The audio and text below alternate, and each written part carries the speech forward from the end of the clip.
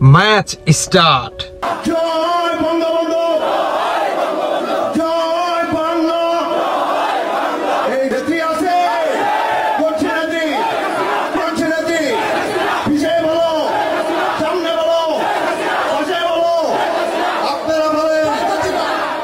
ইনশাআল্লাহ আমরা আবার ক্ষমতায় আসবো, সরকার গঠন করব, আপনারা ঐক্যবদ্ধ থাকেন, আমরা থাকবো মাঠে আপনাদের সাথে। যা ভুল হয়েছে ভুলে যান। অন্যদিকে শেখ তন্ময় তিনি আরো জানান, জানুয়ারি মাসেই শেখ হাসিনাকে বাংলাদেশে ফিরিয়ে আনবো। আওয়ামী লীগের তাণ্ডব শুরু হয়ে গেছে বাংলাদেশের প্রতিটি জেলার আনাচে কানাচে। অন্যদিকে উপদেষ্টারা কিংবা সমন্বয়কারীরা ভয়ে থর থর করে কেঁপে বর্তমান এক একটা পীরের মুরিদ হওয়ার জন্য ব্যাকুল হয়ে গেছে। আজকে ছিল জামায়াতের কাছে, কালকে যাচ্ছে চরমনায়ের কাছে। একে একে সমস্ত সমন্বয়কারীরা কিংবা উপদেষ্টারাও বুঝে গেছে যে শেখ হাসিনা আসার সময় হয়ে গেছে, কারণ আমরা তো বাটপারি করে ক্ষমতায় বসছি।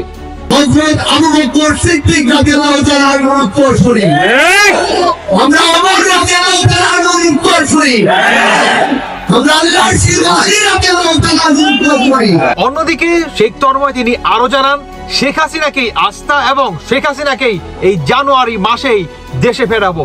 কেন বললেন এই জানুয়ারি মাসেই শেখ হাসিনাকে শেখ তন্ময় দেশে ফেরাবে?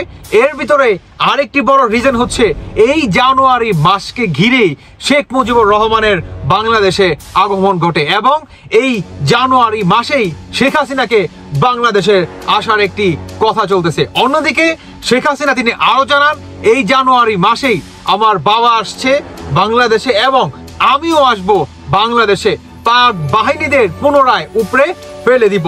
অন্যদিকে বাংলাদেশের সাধারণ জনগণ তাদের একটাই বক্তব্য, আগের সরকারই ভালো ছিল। শুধু এটাই না, বিদেশে এবং যুক্তরাষ্ট্র সহ সমস্ত জায়গায় আওয়ামী লীগের স্লোগান হচ্ছে এবং বাংলাদেশের প্রতিটি জেলার আনাচে কানাচে আওয়ামী লীগের স্লোগান হচ্ছে।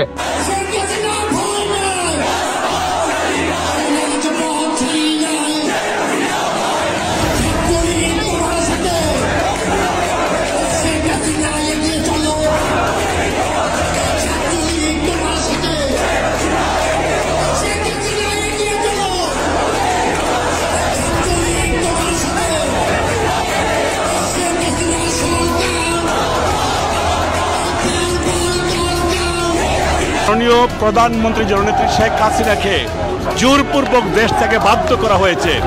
যুক্তরাজ্য আওয়ামী লীগ, বাংলাদেশ এবং বহির্বিশ্বের আওয়ামী লীগকে সাথে নিয়ে আমরা মাননীয় প্রধানমন্ত্রীকে ইনশাআল্লাহ অচিরেই বাংলাদেশে ফিরিয়ে আনব।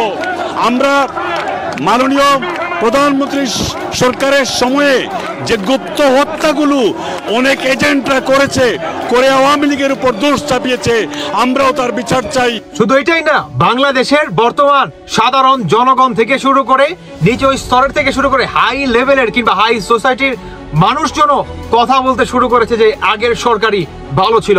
ডক্টর ইউনূস হচ্ছে ব্যর্থ সরকার এবং তাদের অতীত চ্যাংরা কিংবা অতীত বইরা এই সরকার দিয়ে কখনো দেশ পরিচালনা করা যাবে না। অন্যদিকে সাধারণ মানুষের বক্তব্য, আগের সরকারকে ফিরিয়ে দেন, আগের সরকারই ভালো ছিল। আসুন তাহলে সাধারণ জনগণের একটা বক্তব্য শুনে আসে। বর্তমান যে সরকার আছে উনি সর্বোচ্চ ব্যর্থ একটা সরকার। আমরা আগে খুব ভালো ছিলাম, আমার মনে হয় আগের সরকারকে আমাদের বাংলাদেশে ফিরে আনা উচিত। এটা আসলে আমরা আবেগের বশে করছি। সমন্বয়ক ছাত্র আমাদেরকে ডাকছে, আমরা ভাবছি যে না, এই সরকারের পরিবর্তন আসলে হয়তোবা দেশটা ভালো থাকবে, নিত্য প্রয়োজনীয় জিনিসের দাম কমবে।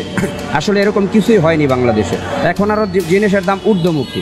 আসলে আমরা এটা বুঝতে পারি নাই। সমন্বয়কদের নেতৃত্বে বাংলাদেশে আন্দোলন হয়েছে, কয়জন সমন্বয়ক একটা ইটের আঘাত খাইছে, সাধারণ ছাত্র মারা গেছে, গুলিবিদ্ধ হয়েছে, চোখ গেছে, হাত গেছে, পাও গেছে, তাদের চিকিৎসাটাও হইতেছে না।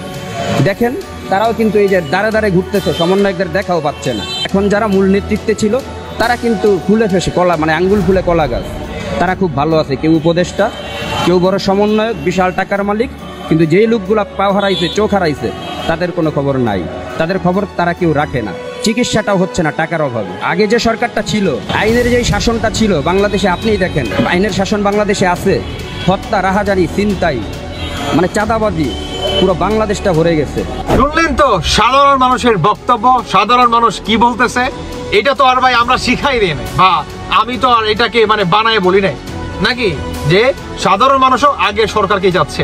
শেখ তন্ময় থেকে শুরু করে বাংলাদেশের বিভিন্ন ডিস্ট্রিক্টের এমপি মন্ত্রীরা সবাই কি আস্তে আস্তে একে একে কথা বলতে শুরু করেছে এবং বাংলাদেশের বর্তমান 5টা জেলায় কি আওয়ামী লীগের তাণ্ডব শুরু হয়ে গেছে। আপনার গোপালগঞ্জ তো শুরু থেকেই ছিল, কিন্তু গোপালগঞ্জ বাদেও আওয়ামী লীগের আরো 5টা জেলায় আওয়ামী লীগের তাণ্ডব শুরু হয়ে গেছে। কারণ শেখ হাসিনার একটা বক্তব্য কি যে এখন থেকে আমাদের শক্ত হাতে এদেরকে প্রতিরোধ করতে হবে। অন্যদিকে আওয়ামী লীগের যারা নাকি সাধারণ জনগণ আছে এবং ছাত্রলীগ থেকে শুরু করে সবাই কি আগের রূপে ফিরে আসতেছে এবং ডক্টর ইউনূস সহ কিংবা উপদেষ্টা বা সমন্বয়কারীরা এরাও বর্তমান পালানোর চেষ্টা চালাচ্ছে। আপনি যদি দেখেন আসিফ নজরুল তার বেবি বাচ্চা এবং তার পরিবারকে কিন্তু অলরেডি বিদেশে কিন্তু পাঠিয়ে দিচ্ছে, শুধু বাকি আছে মাত্র এই আসিফ নজরুল।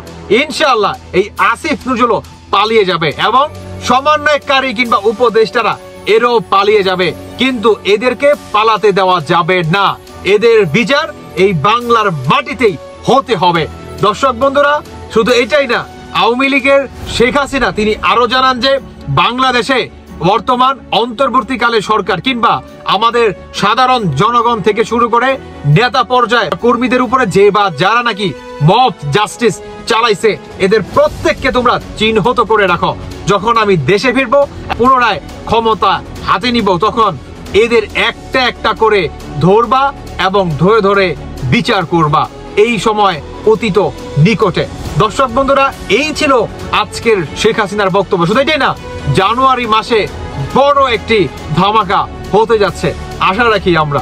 বাকিটা আপনাদের ব্যক্তিগত মতামত অবশ্যই জানিয়ে যাবেন। ধন্যবাদ সবাইকে। আল্লাহ হাফেজ। আসসালামু আলাইকুম।